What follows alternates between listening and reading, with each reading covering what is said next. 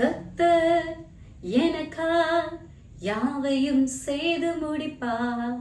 கர்த்தர் எனக்காய் யாவையும் செய்து முடிப்பார்.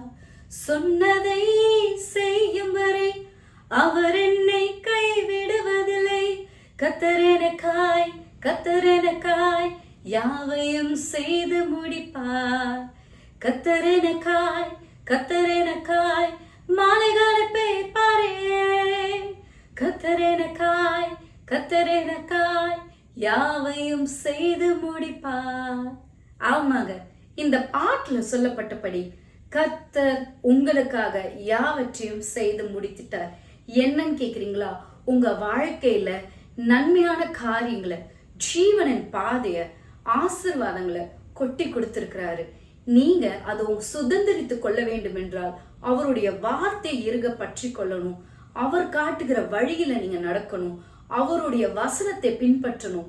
இந்த மாதிரி காரியங்கள்லாம் நீங்க செய்யும் பொழுது கர்த்தர் உங்களுக்காக செய்து முடித்தவைகளை நீங்க ரொம்ப ஈஸியா எடுத்துக்கொள்ள முடியும். ஆசீர்வாதங்கள் உங்க கைக்கு பக்கத்துலதான் இருக்கு. நீங்க அதை சுதந்திரிக்க ரொம்ப பக்கத்துலதான் இருக்கீங்க. கர்த்தரை நம்பும் பொழுது ஆசீர்வாதங்கள் உங்க கையில இருக்கும். God bless you.